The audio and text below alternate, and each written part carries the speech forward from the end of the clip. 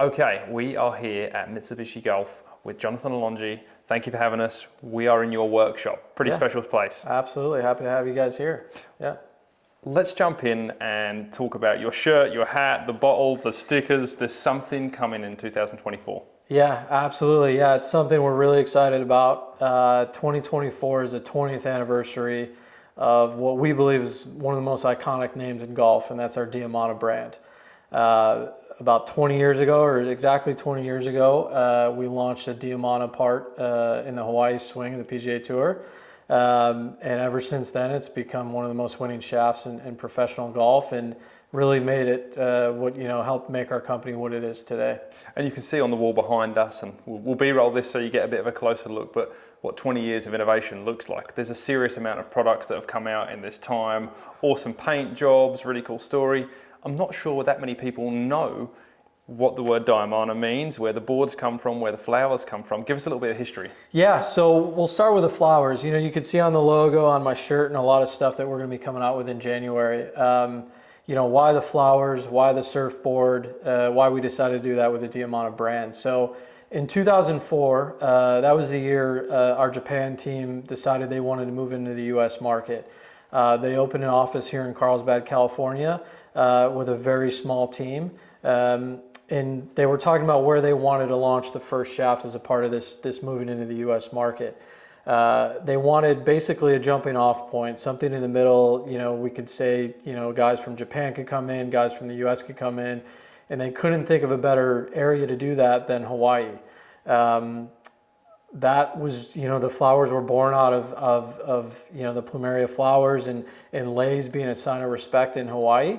And they thought it was a really appropriate way to kind of show some respect for not only the game, but the area of where they were launching the product. So the original Diamanas actually only had the flowers on there. It wasn't until the next generation is when the surfboards came out. But that was basically, the origin story of why the Hawaiian theme, why we put the flowers on there. And then the surfboard basically came from a few of the original guys that opened up the US office, and a couple of the guys in Japan were really big into water sports and they loved surfing. So they said, why not? Let's put a surfboard on there. So really basic, really simple. A lot of people don't really understand kind of why we did that with the flowers and surfboard, but that's basically the background of it.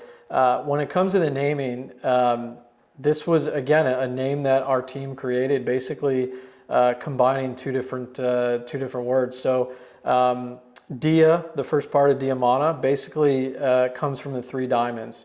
The three diamond logo is something that made, it's our company logo, and that's what we focus on as Mitsubishi as a whole brand. And then Mana is basically the Polynesian word for force or power. So when you put it together, it's a really cool story, basically diamond force or diamond power. And that's what the brand has done such a great job in representing throughout the last 20 years. For me, it really resonates. I got into the industry in about 2007, really into the industry and the club building side of things back in London. And the nostalgia for me is we were using the original Diamana products, the blue, white, and red. We were using strain gauge technology, and we were purely fitting golf clubs based off of one of those three profiles. Yeah. How that's evolved over these years has been incredible, but it rings home and rings true to me of this was the first real stab at color coding, ball flight and feel. And I'm sure that this storyline is going to hit home with a lot of people that got into the golf industry in that era, really got into club fitting and had some success with a driver shaft or wood shaft around that time. Absolutely, and you just said it, and we hear from fitters all over the world, whether it's PGA Tour or fitters of cool clubs or globally. That's the one thing we hear is, and one thing that we talk about here in the office when we sat down and started talking about this 20th anniversary of Diamana and what made it so special. Our team basically came up with a saying is that it's the shaft that set the standard. We had whiteboard, we had blue board, we had red board. Diamana, Mitsubishi, we set the standard in that color coding system to make it really easy for fitters to communicate to whoever they're fitting with, whatever kind of type of golfer they're fitting.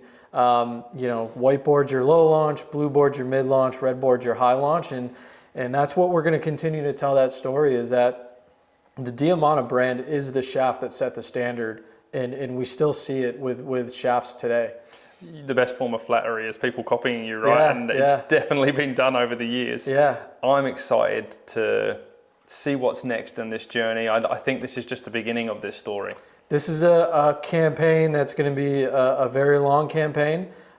We have something special coming out that we're really excited about. You guys have maybe seen it on the forums and sneaking out on tour the last couple of months, but the 20th anniversary in 2024 is going to be a big year for Diamana, and we're really excited about what's coming.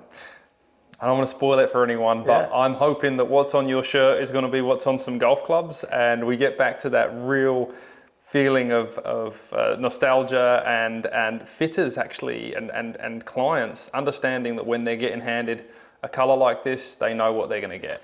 One thing we've been saying to everybody is that the board is back, and it's going to be back in a big way in 2024.